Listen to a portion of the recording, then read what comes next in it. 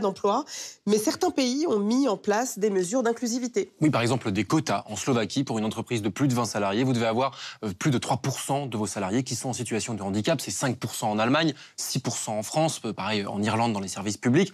Et c'est plutôt salué par tous les membres de notre atelier. Un détail près, qui vient justement des employeurs, et vous l'avez dit, François Marien, seule une personne sur 7 en Europe en situation de handicap a un niveau supérieur au bac. Donc c'est parfois difficile de recruter, notamment pour des postes hautement qualifiés. Alors justement, et les entreprises ne peuvent pas toujours adapter les postes de travail. Alors, il y a des solutions, selon elles, et c'est l'information étonnante de cette semaine. Oui, il existe des entreprises spéciales adaptées, comme les ESAT en France ou les ateliers adaptés en Allemagne. Elles permettent aux personnes en situation de handicap de travailler dans un environnement qui leur est adapté, et aussi aux entreprises, on va dire, traditionnelles, de faire appel à ces ateliers pour remplir leurs quotas. Donc on pourrait se dire que c'est une situation gagnant-gagnant, mais pas du tout. En tout cas, c'est ça l'information étonnante, c'est que les membres de notre atelier étaient très critiques à l'égard de ces ateliers spécialisés.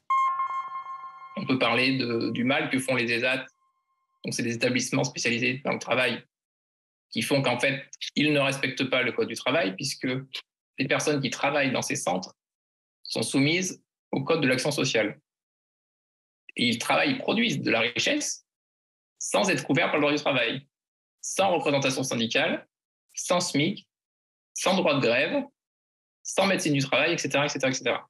Et ça, je pense que c'est un problème très, très important, parce que ça veut dire qu'il y a des travailleurs qui sont exploités dans ce pays sous couvert de bienfaisance. Dans mon pays, en Allemagne, nous avons 320 000 personnes qui travaillent dans ces ateliers spécifiques. Et ce sont les meilleurs endroits pour que Volkswagen, Mercedes ou BMW puissent produire moins cher. Car c'est moins cher de produire dans ces ateliers en Allemagne qu'en Moldavie ou ailleurs. Mais on n'est pas des esclaves. Oui, je parle d'esclavage. On ne peut pas être payé 1 euro de l'heure en travaillant pour les grands groupes automobiles. Ça doit être clair. Philippa Pinto Coelho, on parle d'esclavagisme moderne, vous êtes d'accord? Ce que vous dites là, c'est incroyable. Je suis sidérée que cela existe. Il est évident que les personnes handicapées ont droit à de bonnes conditions de travail, à des salaires et à tout ce qui correspond le mieux à leurs capacités. Ils n'ont pas à recevoir moins, tout simplement. Au Café Joyeux, les gens sont payés au salaire minimum national et en fonction des heures de travail qu'ils font pendant la journée. François Marien.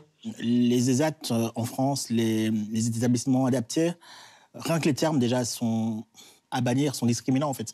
On se dit, tiens, on a fait notre petit BA, on va travailler avec des entreprises adaptées qui emploient des personnes handicapées pour ne pas les recruter dans nos entreprises en fait.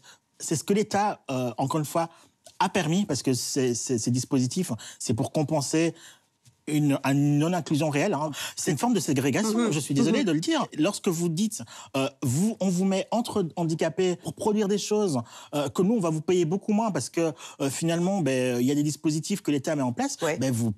Effectivement, vous alimentez une forme de c'est grave, en fait. Ouais.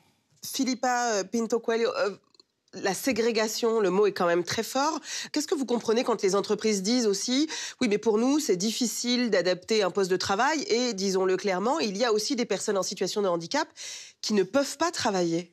Au Portugal, dans les entreprises, on est assez bon en matière d'intégration de personnes présentant un handicap cognitif, notamment au sein des grands groupes. Il y a de la place dans les entreprises pour tous les types de handicap. Je n'en ai aucun doute.